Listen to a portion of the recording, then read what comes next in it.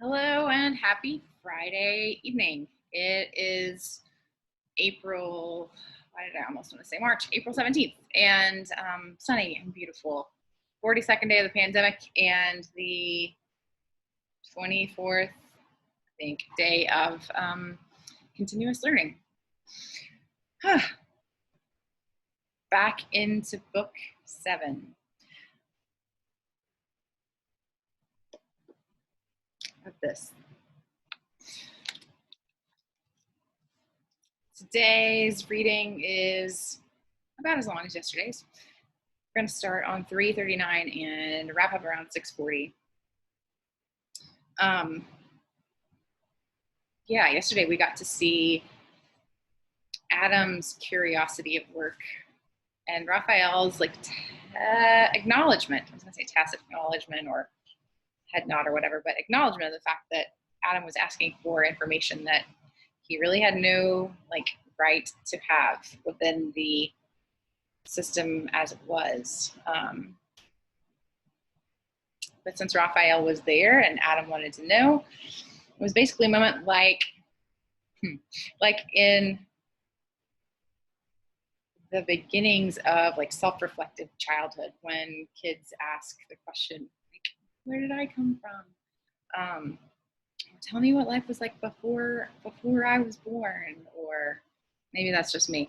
I actually know it's not, because I talk with my students about this every time I teach book 7. It's a moment that feels so human, so inexorably human. Tell me, I want to know.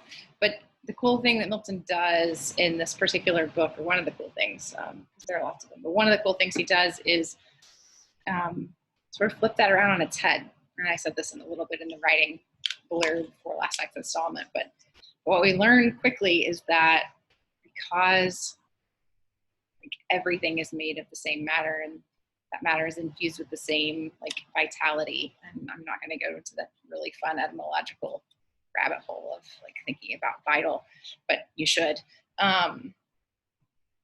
because all matter has the same sort of vitality, vital warmth. I don't even want to say embedded within it, but within it, that desire to know isn't a fundamentally human question. Wow, how human, Adam. It's just a fundamentally existing question. And it's a desire that is shared by everything, not just man and woman, not just angels, because we got a demonstration of that, the success of that particular piece of persuasion when we saw Satan disguise himself as a lower angel and persuade Uriel to let him into Earth, or tell him how to get into Earth, because he wanted to know more about humankind and the world in order to praise God. The exact same logic that Adam uses on Raphael. But we learn that kind of curiosity isn't just a curiosity that's a human curiosity or an angelic curiosity. It's a curiosity and a desire that all things have. The sun and the moon and the stars choose to slow down to try to be present for the full telling of Raphael's story. They want to hear about their creation, and the same with trees and the leaves on the trees. The first time I ever taught this to students, I was sitting outside in front of my progressive independent school in Atlanta, sort of called hippie school on the hill. Don't tell anybody. We were sitting outside in a circle on some sculptures that were created and cast.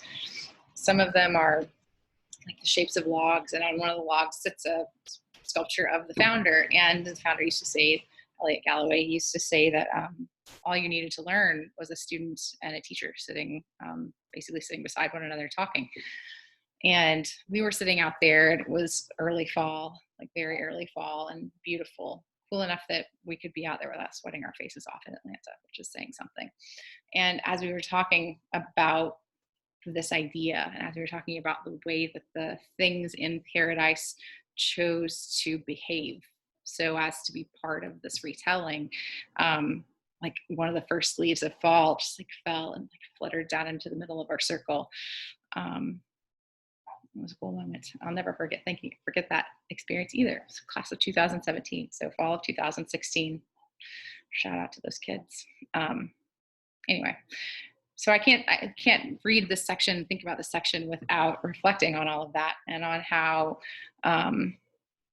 interesting and exciting that reconceptualization is, that reframing is, not just for like students, so as a teacher, but also just as a thinker. So the implications are big and political, and I think would continue to be potentially as resonant now. So I love this section of Paradise Lost, and I'm excited to continue to get to read it tonight. No more preamble, although I like all the preamble-y stuff that happened for this particular installment. Okay, so Paradise Lost, book 7, starting at line 339 and going to line 640. We'll see if the pup decides to cooperate tonight. I hope so. So that's through the end of book 7. So it's a good thing I told all the stories just now. All right, settle in. Right, so we got through the 3rd day of creation, and we're getting ready to pick up on the 4th day. For those of you who are familiar with Genesis, you'll know exactly what's supposed to happen next. Again, the Almighty spake, "Let there be lights high in the expanse of heaven to divide the day from night, and let them be for signs, for seasons, and for days, and circling years. And let them be for lights, as I ordain their office in the firmament of heaven, to give light on the earth." And it was so. And God made 2 great lights, great for their use to man, the greater to have rule by day, the less by night alternate, and made the stars, and set them in the firmament of heaven to illuminate the earth, and rule the day in their vicissitude, and rule the night, and light from darkness to divide. God saw, surveying his great work, that it was good. For of celestial bodies first the sun a mighty sphere he framed, unlightsome first, though the ethereal mold. Then formed the moon, globos, and every magnitude of stars, and sowed with stars the heaven thick as a field. Of light by far the greater part he took, transplanted from her cloudy shrine, and placed in the sun's orb, made porous to receive and drink the liquid light, firm to retain her gathered beams, great palace now of light. Hither as to their fountain other stars repairing, in their golden urns draw light, and hence the morning planet gilds her horns. By tincture or reflection they augment their small peculiar, though from human sight so far remote, with diminution seen. First in his east the glorious lamp was seen, regent of day, and all the horizon round invested with bright rays, jocund to run his longitude through heaven's high road. The gray dawn and the Pleiades before him danced, shedding sweet influence. Less bright the moon, but opposite it in leveled west was set his mirror, with full face borrowing her light from him. For other light she needed none in that aspect, and still that distance keeps till night. Then in the east her turn she shines, revolved on heaven's great axle, and her reign with 1,000 lesser lights individual holds, and 1,000 stars, that then appeared spangling the hemisphere. Then first adorned with their bright luminaries that set and rose, glad evening and glad morn, crowned the 4th day. And God said, let the waters generate reptile with spawn abundant, living soul, and let fowl fly above the earth, with wings displayed on the open firmament of heaven. And God created the great whales, and each soul living, each that crept, which plenteously the waters generated by their kinds, and every bird of wing after his kind, and saw that it was good, and blessed them, saying, be fruitful and multiply in the seas and lakes, and running streams the waters fill, and let the fowl be multiplied on the earth. Forthwith the sounds and seas, each creek and bay with fry innumerable swarm, and shoals of fish that with their fins and shining scales glide under the green wave in skulls that oft bank the mid-sea, part single or with mate graze the seaweed their pasture, and through groves of coral stray, or sporting with quick glance, show to the sun their waved coats dropped with gold, or in their pearly shells at ease attend most moist nutriment, or under rocks their food in jointed armor watch. On smooth the seal and bended dolphins play. Part huge of bulk, wallowing, unwieldy, enormous in their gait, tempest the ocean. There Leviathan, hugest of all creatures, on the deep, stretched like a promontory, sleeps or swims, and seems a moving land, and at his gills draws in, and at his trunk spouts out a sea.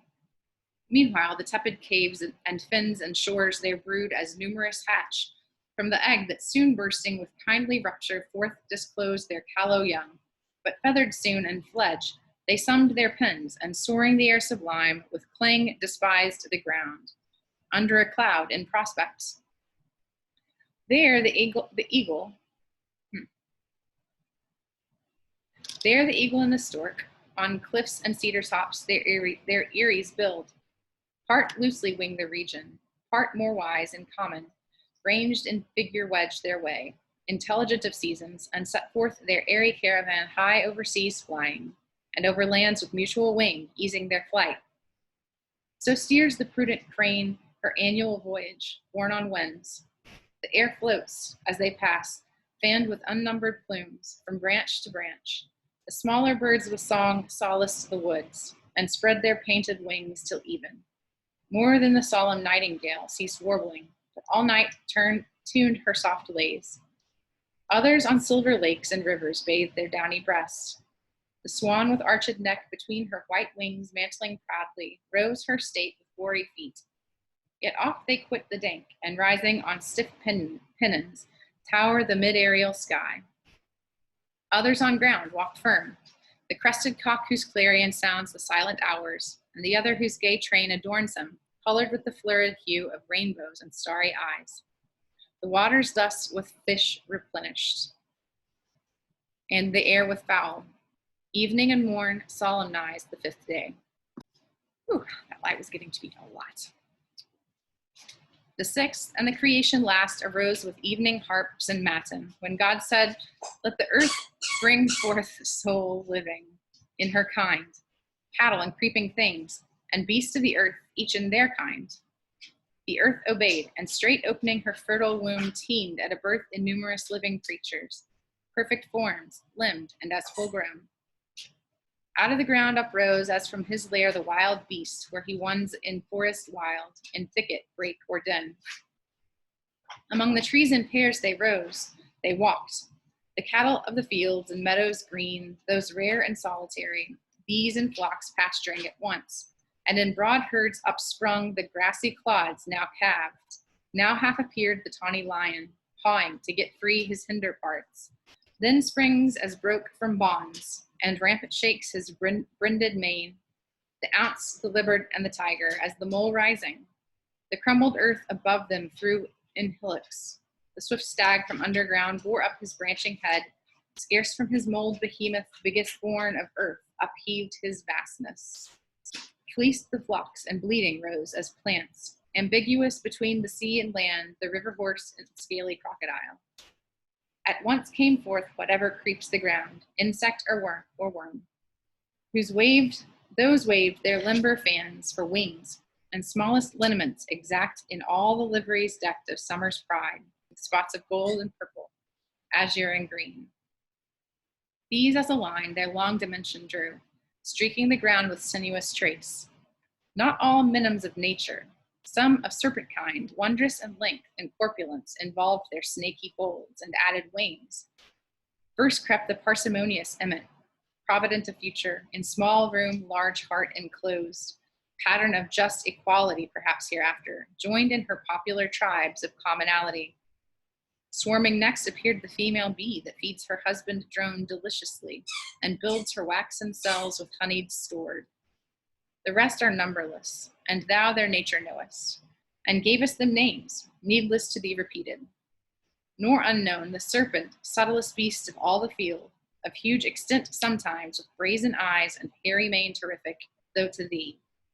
Not noxious, but obedient at thy call. Now heaven in her glory shone, and rolled her motions as the great first mover's hand first wheeled their course. Earth in her rich attire, consummate, lovely, smiled. Air, water, earth, by fowl, fish, beast was flown, was swum, was walked frequent. And of the 6th day yet remained. There wanted yet the master work, the end of all yet done.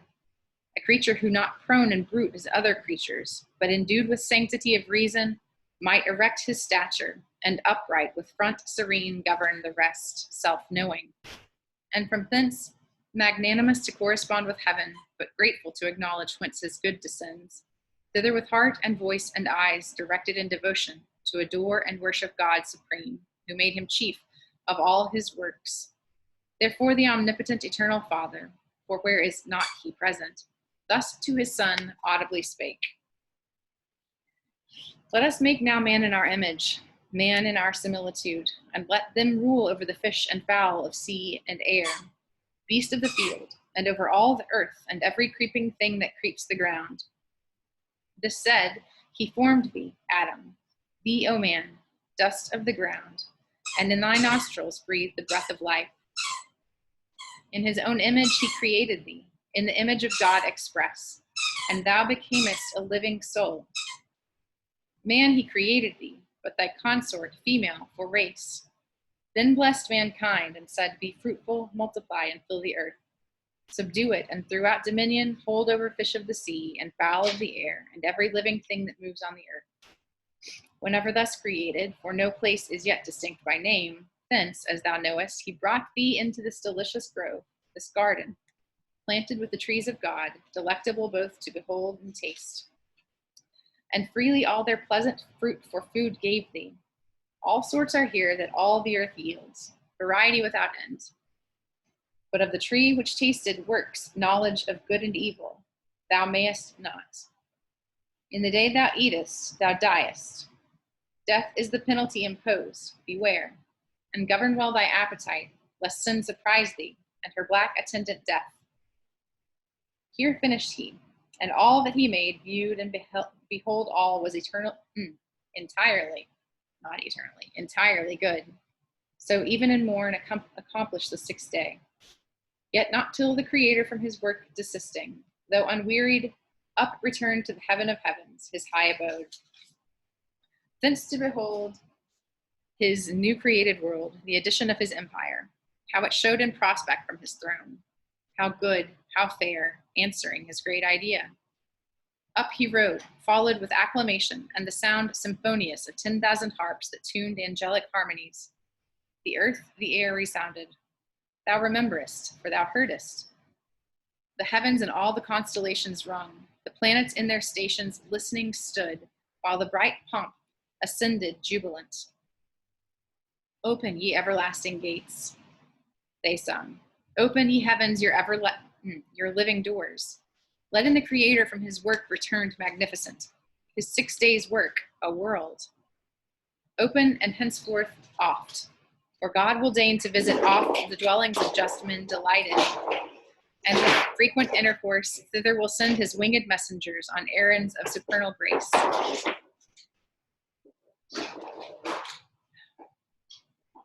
So sung the glorious train ascending. He through heaven that opened wide her blazing portals, led to God's eternal house direct the way, a broad and ample road, whose dust is gold, and pavement stars, as stars to thee appear, seen in the galaxy, that Milky Way which nightly as a circling zone thou seest powdered with stars. And now on earth the 7th evening arose in Eden, for the sun was set, and twilight from the east came on, forerunning night, when at the holy mount of heaven's high-seated top, the imperial throne of God, fixed forever firm and sure, the filial power arrived, and sat him down with his great Father, for he also went invisible, yet stayed, such privilege hath omnipresence, and the work ordained, author and end of all things, and from work now resting, blessed the hallowed the 7th day, and resting on that day from all his work, but not in silence wholly kept. The harp had work and rested not, the solemn pipe and dulcimer, all organs of sweet stop, all sounds on fret by string or golden wire, tempered soft tunings, intermixed with voice, choral or unison. Of incense clouds fuming from golden censers hid the mount. Creation and the 6 days' acts they sung. Great are thy works, Jehovah, infinite thy power. What thought can measure thee, or tongue relate thee? Greater now in thy return than from the giant angels. Thee that day thy thunders magnified. But to create is greater than created to destroy. Who can impair thee, mighty king, or bound thy empire? Easily the proud attempt of spirits apostate and their counsels vain thou hast repelled, while impiously they thought thee to diminish, and from thee withdraw the number of thy worshippers. Who seeks to lessen thee? Against his purpose serves to manifest the more thy might. His evil thou usest, and from thence createst more good. Witness this new-made world, another heaven from heaven gate not far, founded in view on the clear highland, the glassy sea, of amplitude almost immense, with stars numerous, and every star perhaps a world of destined habitation. But thou knowest their seasons. Among these the seed of men, earth with her nether ocean, circumfused their pleasant dwelling place. Thrice happy men and sons of men, whom God hath thus advanced, created in his image there to dwell and worship him, and in reward to rule over his works on earth, in sea or air, and multiply a race of worshippers, holy and just. Thrice happy if they know their happiness, and persevere upright. So sung they, and the Empyrean rung with hallelujahs. Thus was Sabbath kept, and thy request think now fulfilled, that asked how first the world and face of things began, and what before thy memory was done from the beginning, that posterity informed by thee might know. If else thou seekest aught, not surpassing human measure, say. And I think that's a good note to end on. We'll know more tomorrow.